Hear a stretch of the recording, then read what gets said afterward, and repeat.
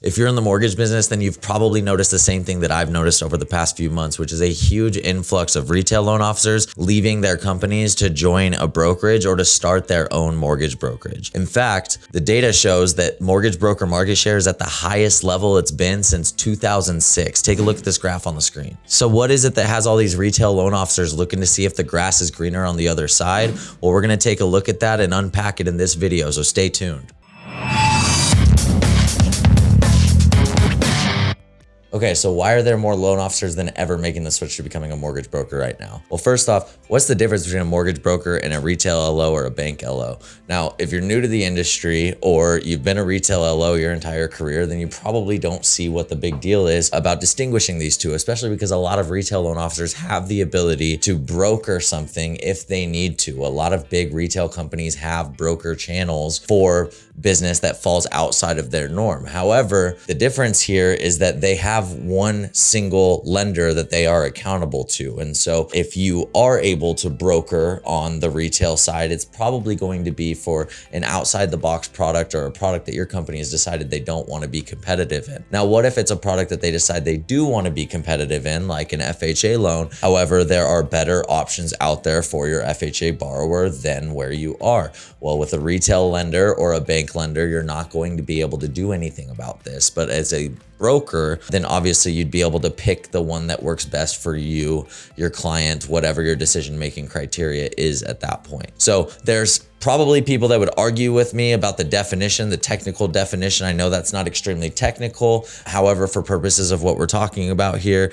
it'll work as far as a clarification between what is a mortgage broker and what is a retail LO or a bank LO. So what's my perspective in this? Why should you listen to me? Well, my name is Michael McAllister. I'm the founder of Empower LO, which is the #1 consumer direct marketing platform for individual loan officers and small production teams. In addition to being the founder of Empower LO, I also have been a bank loan officer, a retail loan officer, and I've started my own brokerage. Currently, I work with loan officers from the broker side, the retail side. I work with branch managers, and I work with owners of mortgage companies and brokerages across the country in order to help them strategize to increase their market share. So I've got a little bit of insight to share on this topic, but enough about me. Let's get back to the issue at hand, which is why is it that loan officers are making that jump to becoming a mortgage broker? Well, reason number one is rate competitiveness. Now, as with all of these reasons, there's going to be people that can argue both sides to this equation. So on the retail side, we're probably going to get loan officers that get fired up over this idea, but hear me out. Matt Ishbia, who is the CEO of United Wholesale Mortgage and a huge advocate for the broker community, so obviously a slightly biased source, he posted on LinkedIn a few months ago that the average client saves $9,400 over the life of their loan if they choose to work with a broker versus a retail loan officer. Now, I'm not here to argue the merits of that because, to be honest with you, I don't really care about what the average client saves over a 30-year mortgage that they're not actually going to keep for 30 years. However, what I do want to point to is I want to point to the fundamental difference in business model. Look, this comes down to good old-fashioned free market competition. Okay, when refi volume dried up last year in 2022, and all of a sudden lenders were going from the heyday to Mayday, right? They were going from making a ton of money to all of a sudden their pipelines are dry and they don't know where they're getting their next deals from. When this happened, retail loan officers did what they typically do in this environment, which is they padded their margins to offset for lower volume. When volume's really high, they're wanting to be competitive and take as much market share as possible. Now all of a sudden volume's low and they're padding their margins to make sure that they still stay profitable. However, the reason that they can do this is because they have a captive sales force. They have loan officers that have to sell those rates regardless, unless they're going to change companies, which inevitably takes a long time and is going to prevent a lot of competition of rates because that just doesn't happen very often. People don't move lenders very often, at least your big producers that are driving your production volume. Now, on the wholesale side, you have the opposite situation. On the wholesale side, rather than padding margins as a way to make up for lost volume, there was insane competition. There was squeezing of each other to try and see who could get their margins the thinnest and take market share while times were tough. And so what this meant is that in 2022, based on my experience, based on what I can see, broker rates were significantly better than retail. Now, like I said, over the last couple years, I've seen this fluctuate back and forth. So I'm not saying choose the broker model because their rates are more competitive. I am saying that their business model is inevitably going to lead to more rate competitiveness over the long term in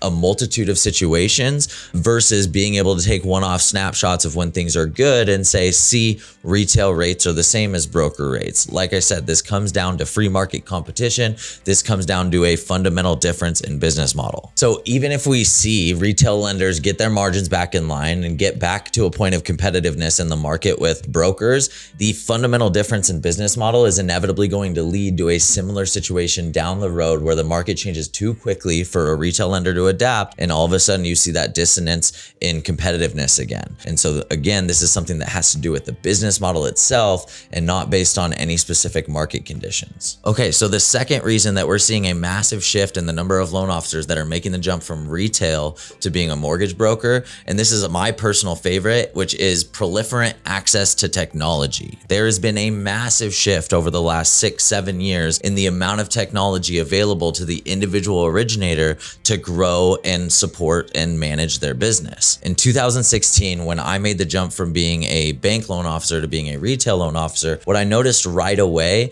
is the different ways that mortgage companies manage their technology. A lot of the companies that I looked at or worked for had proprietary loan origination softwares as a way to streamline the fulfillment of mortgages. A lot of the times the emphasis on fulfillment and the emphasis on efficiency was on the back end, but we saw a lot of shifts in the way that LOSs were designed and the way LOSs were interacting with the sales force to make them more user-friendly for the loan officer. This was a big value proposition for the lenders that I was talking to. They were all very proud of their proprietary loan origination software and how it made originating a loan easier for the loan officer.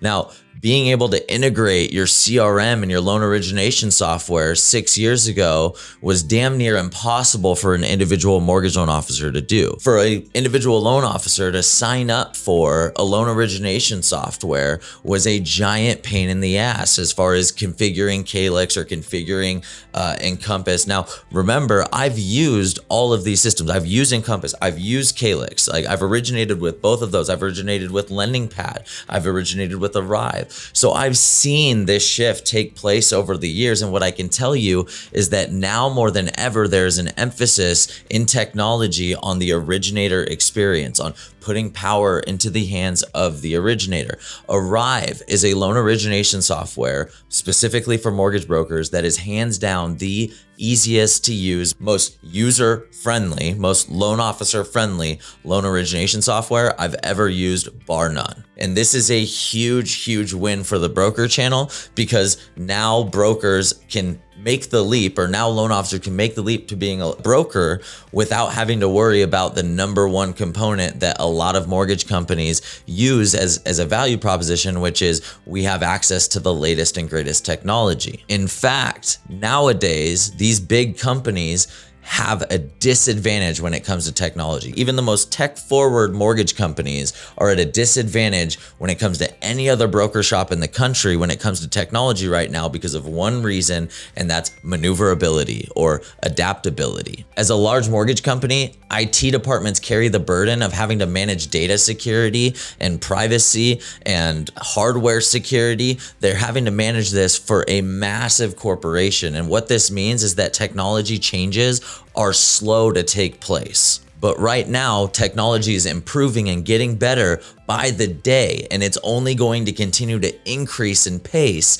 as far as how quickly technology is going to improve. Well, the more quickly technology improves, the harder it is going to be for a large mortgage company to stay up to date with the latest and greatest technology. If you have to wait for your compliance department to review this technology and then for your company to come up with the use case and all the integrations and all this stuff before you can use it. By the time you get the ability to use that software, it's probably going to be too late. That is just the reality of the economy that we live in today versus 5-6 years ago, when mortgage companies that were tech forward had the upper hand over just about anybody else out there. Now, the last reason that we're seeing a lot of loan officers make that jump from being a retail loan officer to being a mortgage broker is because they want more control of their mortgage business. The easiest way to gain the most control of your business is to have ownership of it, right? Being a mortgage broker makes that really easy. Now, granted, there's a lot of loan officers out there making the jump to working for a mortgage broker. There are still a lot of reasons why that's a good move for having more control of your mortgage business. For example, the mortgage broker culture right now is one of independence. It's one of creativity. It's one of working your business the way that you want to work your business. That is not the same thing on the retail side. Retail companies typically have a culture that promotes the business model of a handful of top producers, and anything that ventures outside of that is either frowned upon or ignored entirely. So even if you're not going to start your own mortgage brokerage, if you're looking for more freedom and flexibility in the way you run your business, you're probably going to look to align with companies that are holding that flexibility and that freedom of choice as a core value, which is how you see a lot of mortgage brokerages operating and advertising right now. Being a broker owner carries with it its own set of benefits when it comes to having control of your mortgage business. Obviously, right? If you own your own company, you're not reporting to anybody other than regulatory authorities, which for some people is super scary. For some people, that's exactly how they'd like to see it. So depending on what you're trying to accomplish and how much ownership you want of that long-term vision, we're seeing a lot of loan officers make that jump from being a retail loan officer to being a broker for this reason alone. I think the broker model has a ton of pros to it. I also think that the retail model is going to have to make some adjustments to their businesses in order to keep up with competitiveness of attracting talent in this changing mortgage market. So what I'm saying with that is I think that retail lenders are going to adjust, and that being a retail lender will be more appealing again. Just like right now, it's more appealing to be a broker owner or be a LO for a brokerage. I do think that pendulum will swing the opposite direction. I think that we'll see benefits to being a retail LO that we can't even comprehend, that we don't even understand right now. Maybe it's in the form of pushing regulation against brokerages. Maybe it's in the form of coming up with some new and unique value proposition. I don't know, but what I do know is that we're not going to see a bunch of retail lenders just fold and roll over and make it so that brokers run the world, essentially, right? We're not going to see that. What we will see is we'll see competition between the retail business model and the broker business model that's going to make things more interesting, that's going to make our industry as a whole better. So anyways, if you have any questions on anything I talked about in this video, please feel free to drop them in the comments below. Reach out to us, read the description for ways you can reach out to us at Empower LO. But otherwise, thanks for watching. We'll see you later.